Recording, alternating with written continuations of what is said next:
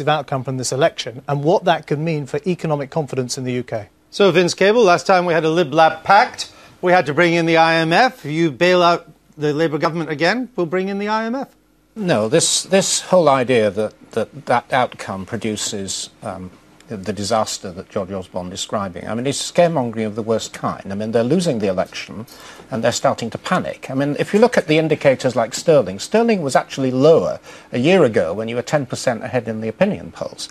I mean, the fact is, if we do have a major financial emergency in this country in future, the public will expect the parties to work together, all of us, in the national interest, and that's why we've been suggesting this idea of a Council for Financial Stability where we agree on what has to happen in relation to the deficit of the basic framework, in relation to how you coordinate this with monetary policy and bank regulation. It's got to be a... You're smiling, Chancellor. I should say how very Liberal Democrat to contract out the very decisions that ministers are elected to take. But, you know, what we heard from Ken Clarke today and George just now is pretty desperate stuff. You know, what really does destabilise markets is where you make promises you can't afford to pay for. And I think your biggest problem is you've made promises to cut taxes amounting to about £38 billion. You have no credible plan to pay for them. That is what makes markets roll their eyes and wonder what's going on. Frankly, Ken Clarke ought to know better. This, you know, I don't think there's a gaffe or we actually thought through what he was going to say. This really is a ridiculous statement to make. What is wrong with your approach is you've made all sorts of promises. You've thrown caution to the wind. That is what destabilises markets. That's what makes people think we've had a look at the Tories and we really don't like what we're looking at. Well, first of all, Ken Clarke was a damn sight more successful Chancellor than you were, and frankly, I trust his economic judgment more than I trust yours. Second, Nick Clegg was talking about Greek-style social unrest just a couple of weeks ago. Was that scaremongering? What he was warning was that if you were elected with a third of the... Let me finish.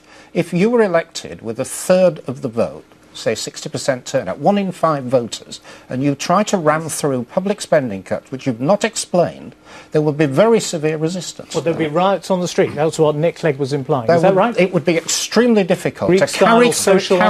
That's what your leader was saying. It would be very difficult to carry through. Look at these two parties having a go at each other. Look, this isn't very complex. What markets want, what people want, is a plan to make sure we secure our recovery, we get our borrowing down, but we do it in a way that doesn't damage frontline services, and we get growth, because that's where growth's going to come from in the future. Alistair Darling, let's take on this major claim that you made at the start of this programme, which is that the Conservatives are going to put the recovery at risk by taking money out of the economy. Now, you say this in the knowledge that you're taking more than £20 billion, not 6 or 7 billion that the Conservatives were proposing, more than £20 billion out of the economy this year by reversing your stimulus, by putting VAT back up. We're the only major G20 country to be doing that. Why does that not put the economy at risk, but somehow another 6 billion would? Let me explain why.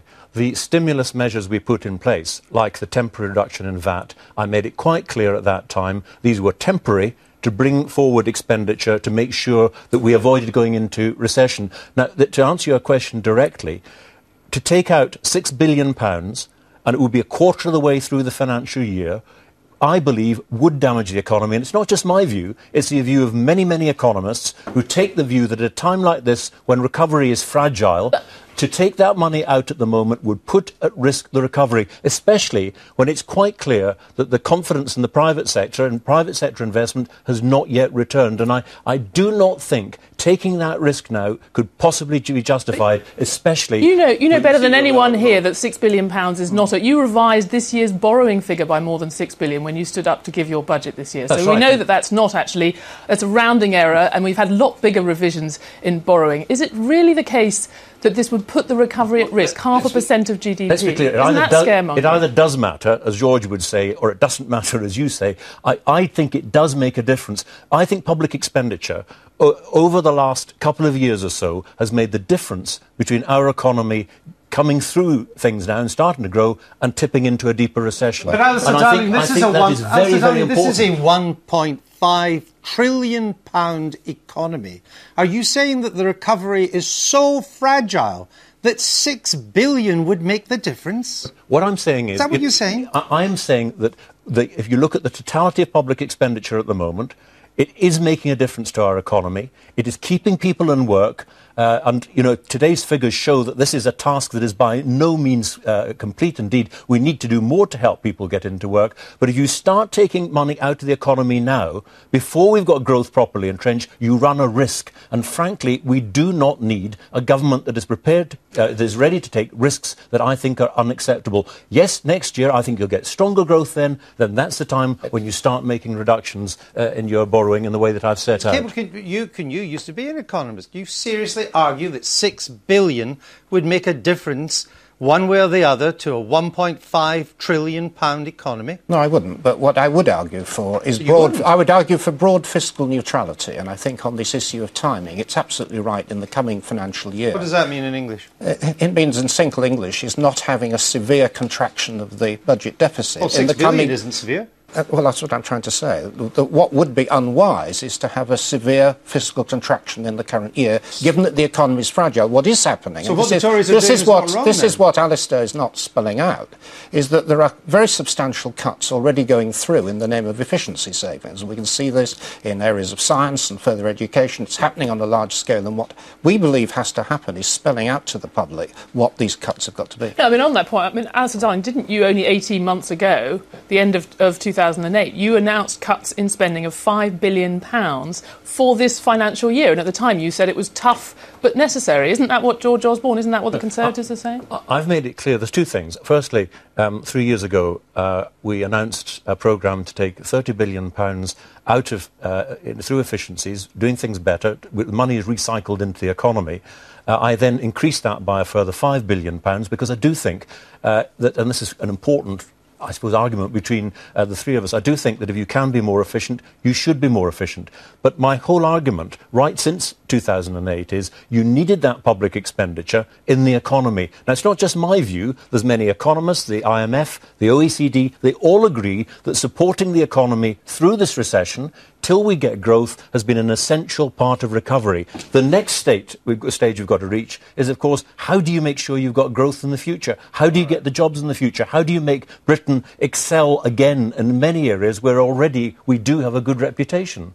George Osborne, what happened to the age of austerity? Did it fall at the first focus group hurdle? No, I was making the observation, which I continue to make today, that the government ran out of money. That in the end, the public finances were so badly managed, particularly over the good years, and the Institute for Fiscal Studies has produced an interesting report on that this week, it was so badly managed that we had this enormous deficit problem. We have the largest budget deficit of any major economy in the world. And that has, of course, meant that whoever wins this election faces some very, very difficult public expenditure decisions. So are you still promising an age of prosperity? Oh, sorry, an age of austerity. Well, I'm hoping for an age of prosperity. Right, but at the Tory Party conference, you promised us an age of austerity. I was not. Now, are you still promising an age of austerity? Andrew, I was making an observation about the world in which Alistair Darling and Gordon Brown had left Britain. So are we in an age of austerity? Well, we face some very austere choices on the public finances. So we are. But this is a consequence. Why are you frightened to use that phrase again? You used it. Well, use it. I was describing the situation that we find ourselves in after 13 years of a Labour government, after all those boom years where they set nothing aside for a rainy day, that we are even having this discussion about the state of the public finances. You didn't say that at all. At your party conference last year, what you said was we were entering an age of austerity. Now, you backed off it because it went down terribly badly in the focus group. You know what, Alistair, I'm not going to take any advice on political positioning from a Labour politician at the moment, but I will say this, that you wrecked the public finances, and in particular your boss, Gordon Brown, wrecked them when he had every chance of putting money aside, and almost alone in the world, we did so little during that decade. No, that's not right. Well, I'm sorry, the Institute for Fiscal Studies said we were virtually the only country in the OECD that did not do more to repair its public finances over that period. Don't part-quote the Institute for Fiscal Studies. They did say we reduced the debt level. It was the second lowest in the largest countries. We got our public finances into public order. Are we in an age of austerity? We are in an age of austerity. I just wish we'd get to that point. We are in an age of austerity.